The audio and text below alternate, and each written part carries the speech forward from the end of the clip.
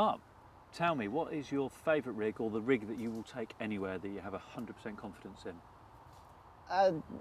I have been trying about with a few other rigs this year, but, and to good effect really as well. But this rig is the rig that I will take anywhere.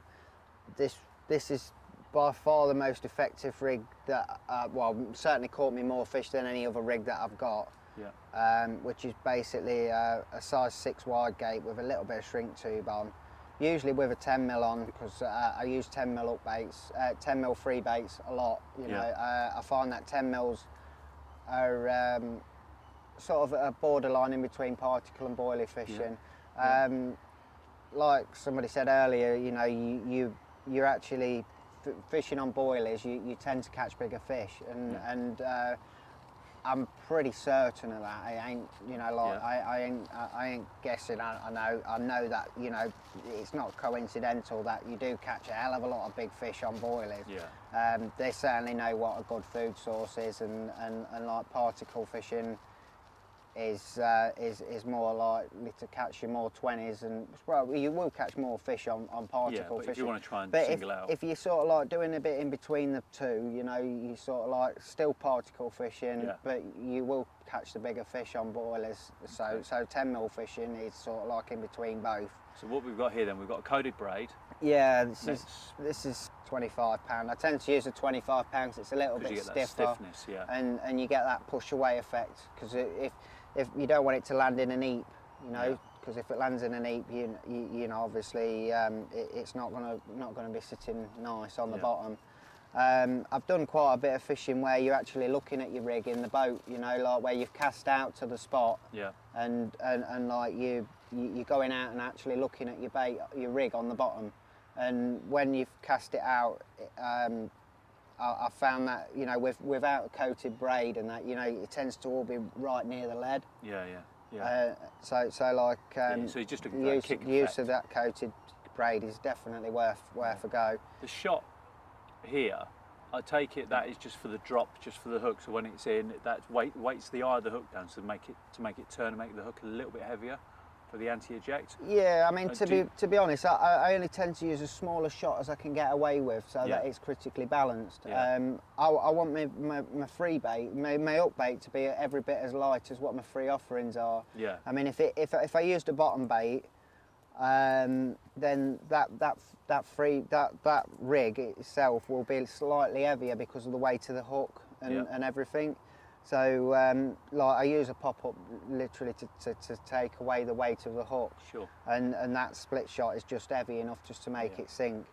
When that's sat on the bottom, it tends to be sat sort of like that. So from above, if you're looking at it from above, you can't see the hook. You can't see the hook, yeah. So to a big fish, I find that they will find it very hard to actually to notice that it is popped up and it does look like it's on the bottom.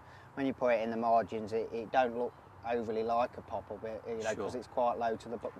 Yeah, I was going to say, you're not popping it up, it's no. I mean, some people have the split shots right up here, so it's sort of popped up like a few inches. But to me, that looks a little bit too blatant. Yeah. It might work well in the spring, you know, but a lot of the fish that I fish for are usually quite pressured, you know. So like, you know, to try and disguise it a little bit to look like your free offerings and to act like your free offerings can get you extra bites.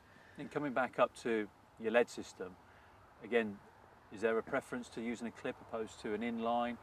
I use a clip because I want my lead to come off. I know you can use like inline leads and the clips come and you know, to have them come off, but this how this sits, sort of it'll sit over a slightly uneven bottom a little bit better.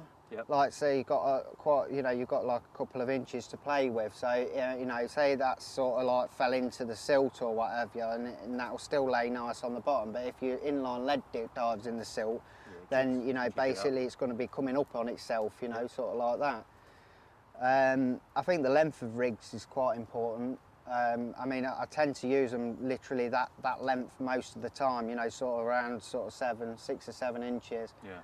I think it depends on what sort of size fish you're fishing for, but a lot of the time I'm fishing for sort of reasonable size fish, you know. So you know, I find that this is, you know, I mean, I've caught quite a few big fish on this sort of length, and I think if you with a big fish, obviously that's got to tilt up and pick it up, and if it's too short, you know, you could miss the take, and if it's too long, then it's got enough play that it can actually spit it out. Yeah, it's interesting you size of your hook, like you say, for a 10mm bait, because there's a lot of people talk about size of hook matching it to the size of the bait, but I'm probably right in assuming you think the same sort of way that I do.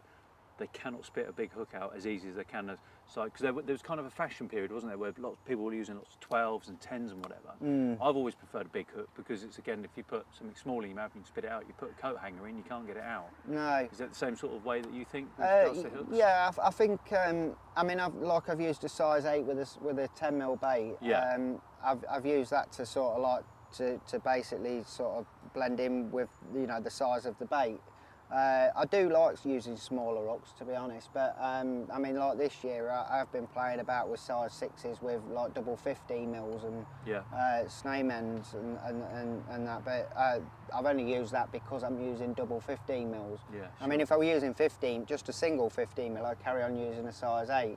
Right. But you have to take into consideration where you're fishing as well. If it's really weedy, you know, you might have to go up a size, or you know, and if you know, sometimes in the winter it is worth dropping down a size. Yeah. You know, I think sometimes that can get you an extra bite. Excellent. Thank you very much.